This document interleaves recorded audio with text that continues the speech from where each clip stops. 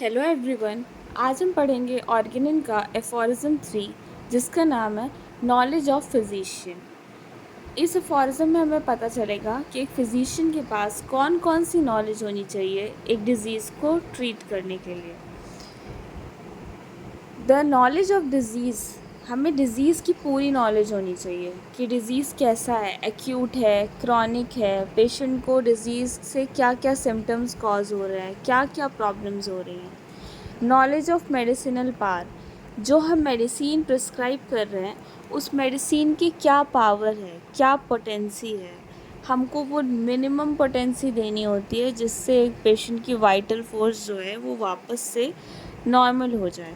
तो जो हम मिनिमम डोज देते हैं जिससे एक पेशेंट की वाइटल फोर्स नॉर्मल हो रही है, वही पोटेंसी, जो एग्जैक्ट पोटेंसी हम प्रिस्क्राइब करते हैं, वो हमको उसकी पावर्स के बारे में पता होना चाहिए। हमें पता होना चाहिए कि कौन सी कंडीशन के लिए कौन सी पावर सूटेबल रहेगी। थर्ड है knowledge of application of drug knowledge to the disease knowledge. हमको ड्रग की भी प्रॉपर नॉलेज होनी चाहिए, डिज़ीज़ की भी प्रॉपर नॉलेज होनी चाहिए। हमें पता है कि होम्योपैथी का प्रिंसिपल है सिमिलिया सिमिलेबस क्योरेंटर, लाइक्स क्योर लाइक।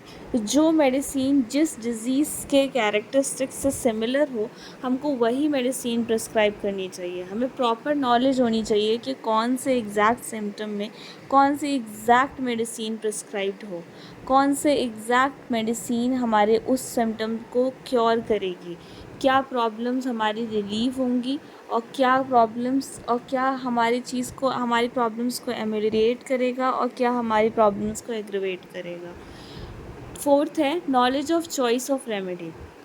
इतनी सारी रेमेडी कॉमन सिम्टम्स की प्रेजेंट है, बहुत सारे इंडिकेशंस जो हैं वो हर मेडिसिन में हमको सेम मिलेंगे, बट हमको पता होना चाहिए बहुत सारे डिफरेंसेस भी होते हैं उनके अंदर। तो हमको पता होना चाहिए कि हमें किस टाइम पे कौन सी रेमेडी चूज़ करनी है, किस टाइम पे कौन सा कॉन्स्टिट्यूशन बेस्ट रहेगा और किस टाइम पे कौन सा पेशेंट कौन सी रेमेडी को सूट करेगा और कौन सी मेडिसिन उसको परफेक्ट मैनेज कर पाएगी।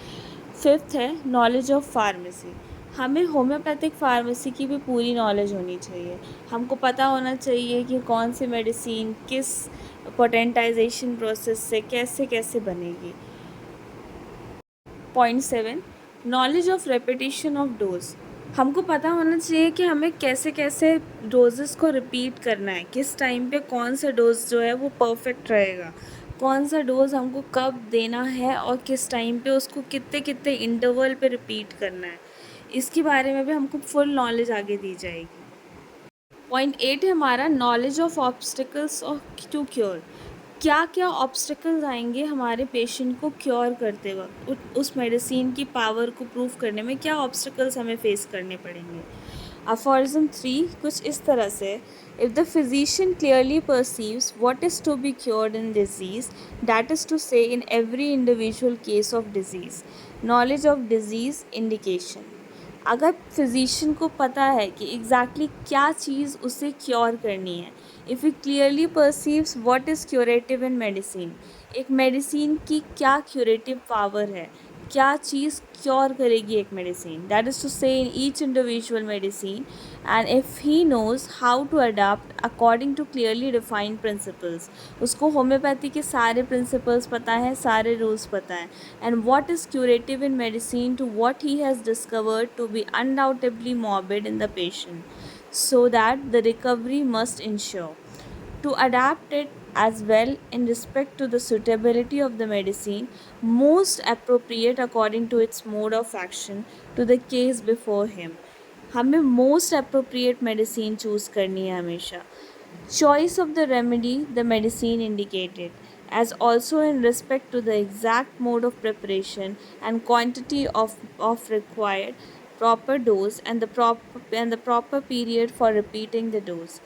If finally he knows the obstacles to recovery in each case and is aware how to remove them so that the restoration may be permanent,